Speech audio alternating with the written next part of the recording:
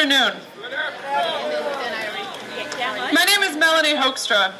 Until early May, I was co-chair of Indivisible Humboldt-Logan, one of the chapters of Indivisible Chicago, where I was working with all of the wonderful people who have put together this rally today and who are doing the hard, slogging, critical work every day to stop the Republican administration's immoral agenda.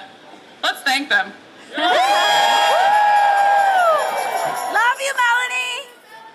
But on May 2nd, I had to halt my work with Indivisible because I was diagnosed with stage 2 breast cancer. The diagnosis was as much a shock to my mind as the chemotherapy has been to my body. I'm 36, otherwise healthy, very active, very independent. I have a 3-year-old son and a husband. There's almost no history of cancer in my family, and definitely not breast cancer. So this was a surprise of a lifetime. I have breast cancer, and a pretty aggressive form of it. By a stroke of fate, I have breast cancer, and it could kill me. But I am lucky. I'm lucky because 2 drugs have been developed in the past 15 years to specifically target my type of cancer. This means my prognosis is good and much better than it would have been a decade ago.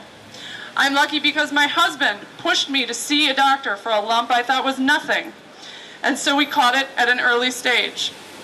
I'm lucky because my friends and family have been wonderfully supportive, bringing food, watching our son, just being there to listen and hang out and love us.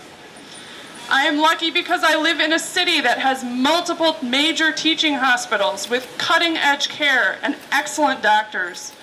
I am so grateful and so humbled by all of these things.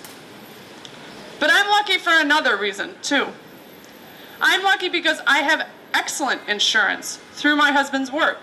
One of those rare Cadillac plans that's so sought after, that it is so rare. I am lucky because so far, since the first visit where I saw my doctor about a lump in my breast, my insurance has paid $132,122 $132,122.12. Think about that. In 74 days, my insurance paid more money for my cancer than the vast majority of Americans make in a year. And that is only the beginning of treatment for me. My chemotherapy will run through September, followed by surgery, by radiation, and then I have 5 years of hormone-blocking drugs to take, hopefully to prevent the cancer from coming back. I would be shocked if the cost of my care over the next 5.5 years doesn't cost over $1 million. Shocked if it doesn't, but also shocked that it does. In 2010, when the Affordable Care Act went into effect, 24 million people got insurance. And another fact that's often overlooked is that an additional 70 million people got better insurance because the ACA required insurance plans to cover women who have babies. Because insurance now covers people who have pre-existing conditions like cancer and diabetes and depression. Because insurance now has to offer basic preventative care so that the small health problems that we all have don't turn into big ones. So look to your left and look to your right. In a country of 321 million people, nearly 1 in 3 got better care as the result of the ACA. Was it you? Yes. Of those 94 million people, statistics reveal that each year, about 64,000 of them are women like me who will develop breast cancer. 64,000 women who were living their lives and were suddenly laid low by this horrible disease.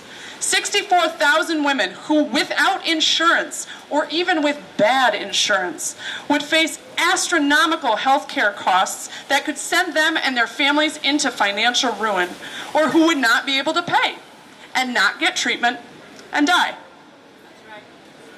Before the ACA, 1.8 million people in Illinois did not have health insurance. Today, that number has been roughly cut in half to 900,000 people. But under the Senate repeal, that number would shoot back up to about 1.5 million people. And yet, we've heard nothing from our governor about the shocking effects of this bill. Bruce Rauner has stayed silent about the violation of human rights that this so-called reform of the ACA proposes. So, what has Bruce Rauner said lately? Last weekend, he said that his wife tells him that she hasn't seen him so happy in 20 years. This is a man who has presided over the implosion of a state. This is a man whose utter failure of leadership has bankrupted our and our children's futures. That's right. Yeah. This is a man who professes to care deeply about the poor, but who has let Illinois go without a budget for nearly 24 months. Who has allowed social service agencies and colleges and universities to close their doors, claiming that this is what businesses want, that he's actually doing this for the betterment of Illinois. But what would actually benefit Illinois is the protection of its poor, of people with bad luck, of people who could live lives better, more productive lives, if their basic human rights were fulfilled.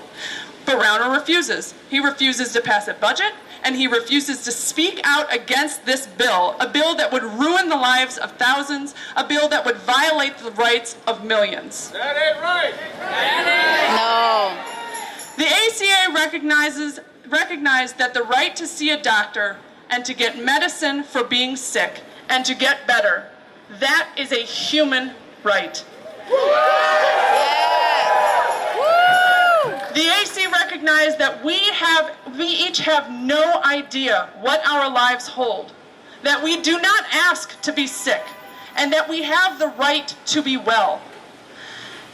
To be well so that we may take our place in society, so that we may benefit those who love us and depend on us, so that we may live lives of worth and of health.